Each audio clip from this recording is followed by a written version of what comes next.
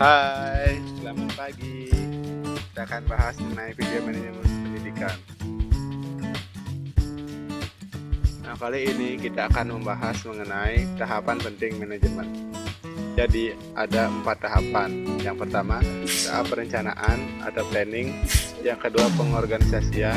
Yang ketiga, pelaksanaan. Dan yang keempat, pengawasan. Jadi, yang pertama adalah perencanaan atau planning. Menurut pendapat ahli, perencanaan adalah pemilahan atau penetapan tujuan organisasi dan penentuan strategi, kebijaksanaan, proyek, program, prosedur, metode sistem, anggaran, dan standar yang dibutuhkan untuk mencapai suatu tujuan. Nah, kita dapat simpulkan bahwa perencanaan itu adalah kegiatan untuk menetapkan tujuan yang akan dicapai beserta cara-cara untuk mencapai tujuan tersebut. Selanjutnya akan dibahas mengenai apa saja prinsip-prinsip melakukan perencanaan. Jadi dalam melaksanakan perencanaan ada 7 prinsip, yaitu yang pertama, prinsip interdisipliner, yaitu prinsip yang menyangkut berbagai bidang keilmuan atau beragam kehidupan. Yang ini penting karena hakikat layanan pendidikan kepada peserta didik harus menyangkut berbagai jenis pengetahuan dan keterampilan serta norma-norma kehidupan. Nah, untuk yang kedua ada prinsip fleksibel. Jadi prinsip ini bersifat lentur, dinamik, responsif terhadap perkembangan atau perubahan kehidupan di masyarakat. Hal ini penting karena hakikat layanan pendidikan kepada peserta didik adalah menyiapkan siswa untuk mampu menghadapi perkembangan ilmu pengetahuan dan teknologi atau iptek.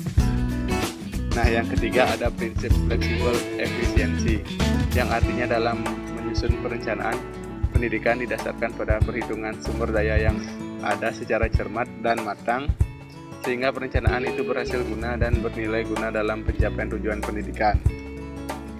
Nah, yang keempat ada prinsip progress of change, yaitu perencanaan itu terus mendorong dan memberi peluang kepada semua warga sekolah untuk berkarya dan bergerak maju ke depan dengan beragam pembaharuan layanan pendidikan yang lebih berkualitas.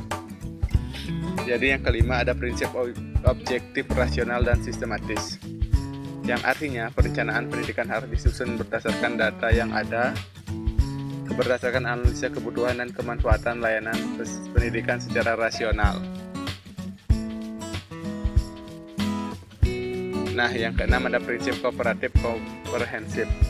Jadi artinya perencanaan disusun mampu memotivasi dan membangun mentalitas semua warga sekolah dalam bekerja sebagai suatu tim yang baik, sehingga dapat mencapai tujuan yang diinginkan.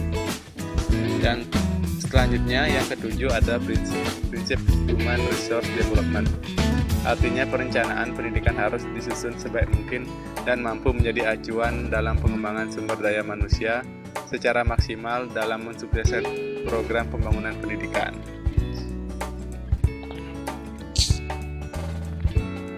Nah, adapun tantangan utama dalam melakukan perencanaan adalah komunikasi dan partisipasi. Perencanaan biasanya dibuat pada tingkatan tinggi atau supervisor, jadi yang mengakibatkan setiap orang yang terlibat kurang paham tentang perencanaan tersebut.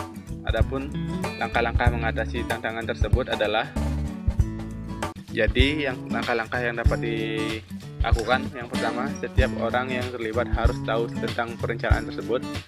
Yang kedua, mendengar aspirasi setiap orang yang terlibat dalam perencanaan tersebut. Yang ketiga, melibatkan setiap orang yang terlibat dalam penyusunan rencana.